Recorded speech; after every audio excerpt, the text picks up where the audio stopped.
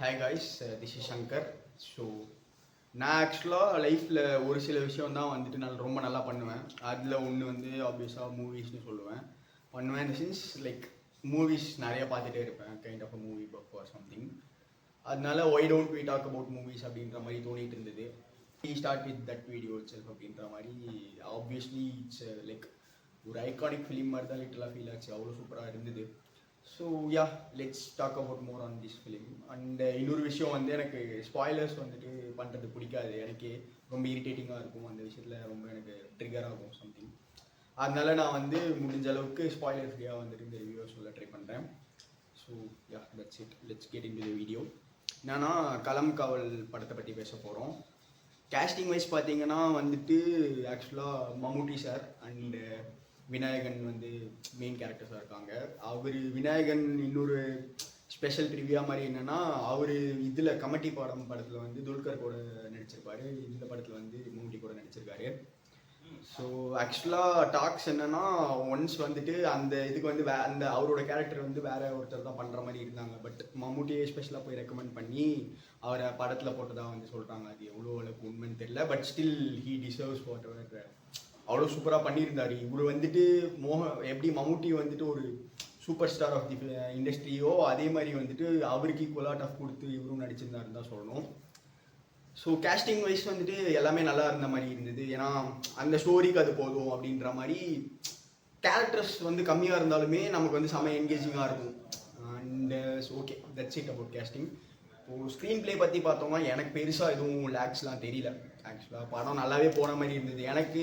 அது வந்து ஜென்ரலாக எப்படின்னா, இப்போது மல்லு ஃபிலிம்ஸ்லாம் வந்துட்டு ஜென்ரலாகவே ஒரு ஸ்லோ பேஸில் இருக்கும், ஸ்லோ பேர்னாக இருக்கும், அந்த மாதிரிலாம் சொல்லுவாங்கள்ல. Hope you understand what I'm saying. So அந்த மாதிரி பார்த்தோம்னா ஸ்லோ பேர்ன் தான். இதுவும் ஒரு விதமான ஸ்லோ பேர்ன் படம் தான் கண்டிப்பாக.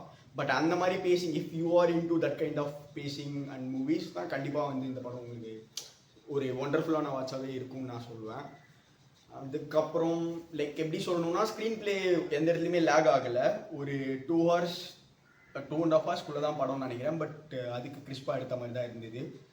வேற இப்போது அதுதான் பேசிங் அண்ட் ஸ்க்ரீன் பிளே வைஸில். இப்போது அந்த மாதிரி மூவிஸ் ஜென்ரலாக மலையாளம் படத்துக்குன்னு ஒரு கைண்ட் ஆஃப் ஸ்லோ பேஸ், ஒரு மாதிரி ரொம்ப more to the natural like rhythm அப்படின்ற மாதிரி இருக்கும்ல, அந்த மாதிரி அதுவும் இருக்கும். பட் அதே சமயத்தில் ஒரு சீன்லேயும் கிரிப்பிங்காக ஓகே அடுத்து என்ன ஆக போகுது, நம்ம வந்து அதை வந்து எப்படி லைக் நம்ம வந்து அவ்வளோ வெயிட் பண்ணிருப்போம். ஒரு சீனில் வந்து ஒரு டென்ஷன் கிரியேட் ஆகுதுன்னா லிட்டலாக நமக்கு அந்த டென்ஷன் வந்து ஃபீல் ஆகும். ஸோ அவ்வளோ சூப்பராக பண்ணியிருந்தாங்க எல்லா கேரக்டர்ஸும்.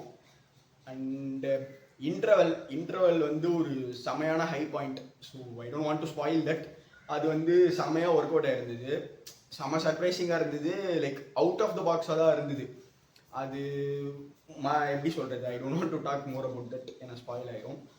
அதே மாதிரி கிளைமேக்ஸும் சூப்பராக டிசர்விங்காக இருந்தது. அண்டு மெயினாக இந்த படத்தில் எனக்கு என்ன தோணுச்சுன்னா, இப்போது இதே மாதிரி ஜானரில் இது ஒரு சைக்கோபாத் அந்த மாதிரியான ஜானர்னு வச்சுக்கோங்க. ஸோ அதே மாதிரி ஜானரில் கொஞ்ச நாள் முன்னாடி மாரிசன் படம் பார்த்துருந்தேன். அதில் வந்து வடிவேலு கேரக்டர் வந்து எப்படி காமிச்சிருப்பாங்கன்னா, he does some absolutely like எப்படி சொல்கிறது, ரொம்ப சைக்கோபாத்திக் திங்ஸ்லாம் பண்ணுவார். பட் அவர் அதை பண்ணாலுமே அவருக்கு அதுக்கு பின்னாடி ஒரு சாலிடான பேக்கிங் இருக்கும்ல, அதுக்கு பின்னாடி ஒரு பேக் ஸ்டோரி அந்த மாதிரி காமிச்சு வந்து கொஞ்சம் அந்த கேரக்டரை டைல்யூட் பண்ண மாதிரி எனக்கு ஃபீல் ஆச்சு மாரிசனில் பர்சனலாக. பட் இந்த படத்தில் நீங்கள் பார்த்தீங்கன்னா அதுதான் இந்த படத்தோட ஒரு பெரிய ப்ளஸ்ஸே. என்னன்னா, அவரோட கேரக்டர் எப்படியோ true to his nature right until the last அப்படின்னு சொல்லுவாங்களே, அந்த மாதிரி தான் லிட்டரலாக there is no diluted thing about his character. அவர் பெருசாக பேக் ஸ்டோரி மாதிரிலாம் ஃப்ரேம் பண்ணி அவர் ஏன் இதெல்லாம் பண்ணுறாரு அப்படின்னு காட்டணும் அந்த மாதிரிலாம் கிடையாது. He is what he is.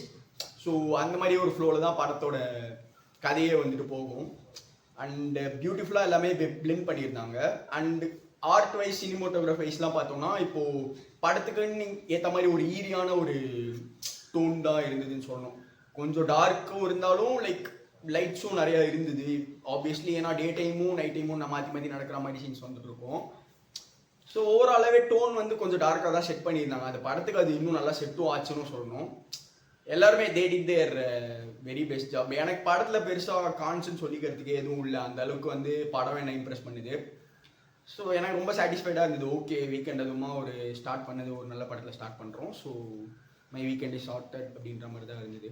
So that's it guys. இதுதான் ஜஸ்ட் மை ரிவ்யூ.